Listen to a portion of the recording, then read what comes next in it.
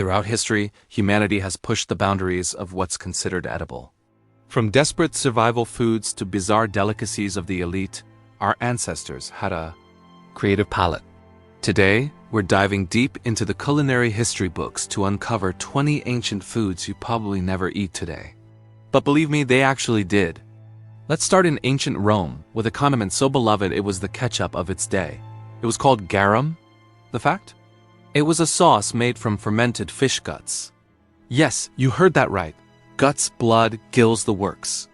They would layer fish entrails with obscene amounts of salt in large clay jars and leave them to bake in the Mediterranean sun for months. The enzymes from the fish would break down the tissues into a protein-rich, pungent, brown liquid. This liquid was then strained and bottled. Romans put it on everything, from bread to porridge, believing its savory umami flavor was a gift from the gods. To us, it might sound like a biological hazard. To a Roman, it was the taste of home. Yes, they really ate this. Next, we travel to medieval Europe, where the local tavern served something a bit stronger than your average pint. We're talking about medieval beer, which could often be stronger than modern whiskey.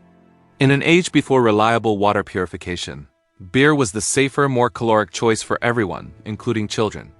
But certain brews, known as strong ales or barley wines, were fermented for long periods, reaching staggering alcohol levels.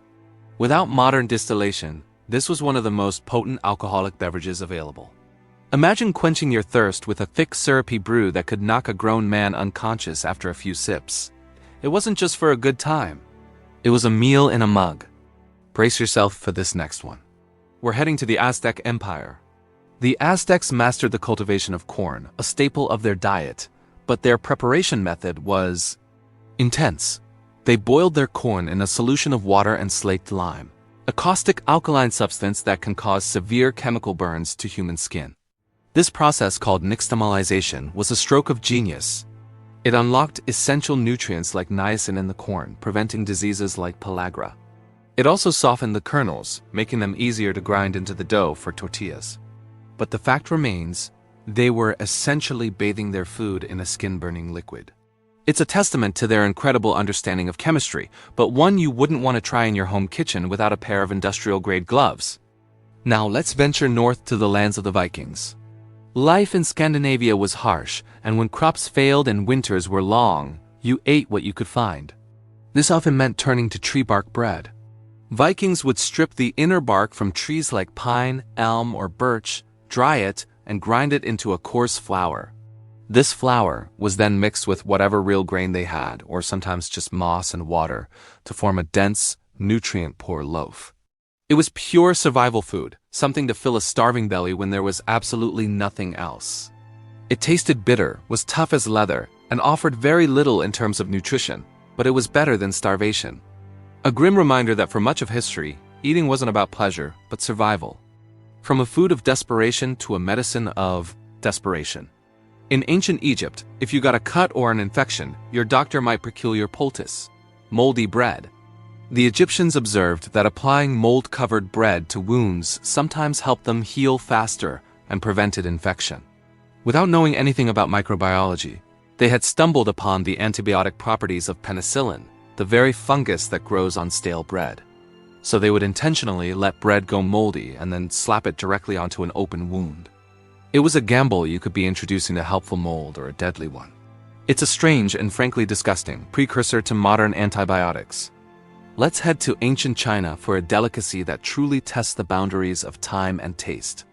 They're called century eggs, but thankfully they're not actually 100 years old. These duck, chicken, or quail eggs are preserved in a mixture of clay, ash salt, quicklime, and rice hulls for several months. During this process, the yolk transforms into a dark green, creamy substance with a strong aroma of ammonia and sulfur, while the white becomes a translucent, dark brown jelly. The flavor is potent, complex, and deeply savory. For centuries, it's been a beloved comfort food in China, but for the uninitiated, the appearance and the ammonia-like smell can be a serious challenge. Yes, they really ate this. Our next stop is ancient Sparta, a society that prided itself on discipline, austerity, and enduring hardship. Their signature dish perfectly reflects this ethos. It was a soup known as melezomos, or black broth. The main ingredients were pork, salt, vinegar, and a shocking amount of pig's blood. The vinegar was supposedly added to prevent the blood from curdling as it cooked, resulting in a dark, thick, and notoriously unappetizing soup. One visitor from another Greek city-state famously said that after tasting the broth, he finally understood why Spartans were so fearless in battle. Death was preferable to eating another bowl. It was designed to be functional, not enjoyable. Back in Rome, the elite had tastes that were far from Spartan. One of their most sought-after status symbols was the stuffed dormouse. Yes, the small, hibernating rodent. Wealthy Romans would raise dormice in special terracotta jars called glararia, fattening them up on walnuts and chestnuts. For a feast, the mice were skinned, gutted, and then stuffed with a mixture of minced pork, herbs, and pepper. They were then roasted or baked and served drizzled with honey and poppy seeds. It was a crunchy, savory sweet appetizer, a delicacy to show off one's wealth. To them, a platter of roasted rodents was the height of luxury. Medieval Europe had its share of grim foods, especially for the poor. When grain stores were improperly managed, they could become infested with a fungus called ergot. This rotting, fungus-infected grain was sometimes used to make a desperate meal known as fool's porridge. The problem? Ergot is a powerful hallucinogen and vasoconstrictor, the natural source of LSD. Eating it could lead to a condition called St. Anthony's fire, causing terrifying visions, convulsions, gangrene in the limbs, and often a painful death. It was a meal that could literally drive you mad, a horrifying choice between starvation and insanity. Let's return to the Aztec Empire for a snack that wiggles. If you were at an Aztec market, you might be offered a taco filled not with beef or chicken, but with cactus worms. These larvae, which infest the agave plants used to make tequila and mezcal, were a prized source of protein. They were typically pan-fried or roasted until crispy, giving them a nutty, savory flavor often compared to pork rinds. They would be served on a fresh corn tortilla with a bit of guacamole and chili. Even today, sal de gusano, or worm salt, is a popular accompaniment to mezcal. It's a classic example of using every resource the environment provides, even the creepy-crawly ones. In ancient Japan, a breakfast food was born from a happy accident. It's called natto. The story goes that a warlord's troops had to pack up boiled soybeans in a hurry, wrapping them in straw. Days later, they discovered the beans had fermented into a sticky, stringy, and incredibly pungent mass. The smell is often described as a mix between old cheese and dirty socks. The texture is slimy, pulling into long mucus-like threads. But despite its challenging aroma and texture, natto is a powerhouse of nutrition, packed with vitamins and probiotics. It remains a popular, if divisive, breakfast food in Japan, typically served over rice. Brace yourself for this one. For our next dish, we need to travel to the icy climate of Greenland, home of the Inuit. Here we find kiviak, one of the most extreme examples of fermented food on the planet. To prepare kiviak, you take a hollowed-out seal skin and stuff it with up to 500 whole auks, a small seabird, feathers, beaks, and all. The seal skin is then sewn shut, greased to keep flies away, and buried under a pile of rocks to ferment for 3 to 18 months. When it's ready, the birds are exhumed and eaten, usually at celebrations. The fermented organs have liquefied and are often sucked directly from the bird's body. The taste is described as intensely sharp and cheese-like. Yes, they really ate this. Another fermented food that will test your sense of smell comes from ancient Korea. It's called honggeo. This dish is made from skate, a fish related to sharks that doesn't urinate like other fish.